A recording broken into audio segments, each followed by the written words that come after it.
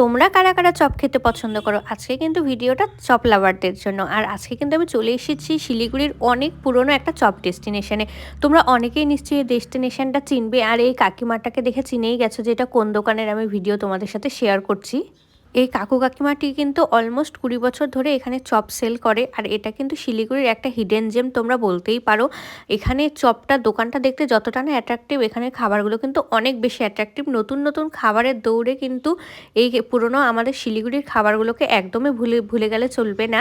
আর এখানে কিন্তু পাওয়া যায় চিকেন চপ, আর সবচেয়ে স্পেশালিস্ট হলো এখানে কিন্তু তোমরা 12 মাস পাবে মোচার চপ, ভেজিটেবল চপ, কাটলেট, আরও পেঁয়াজি, ফুলুরি সবই তোমরা এখানে পেয়ে যাবে। আর বিকেলবেলা হলে কিন্তু এই দোকানটাতে প্রচুর পরিমাণে ভিড়ে জমে যায়। আর এখানে স্পেশালিস্ট হলো এখানে কিন্তু গোটা ডিমের একটা চপ বিক্রি করা হয়, আর আমরা কিন্তু আমাদের ফেভারিট ডিমের মাংসের চপটি নিয়ে নিয়েছি, যেটা খেতে কিন্তু অসাধারণ ছিল। আর তোমরা যারা যারা এখানে ট্রাই করেছো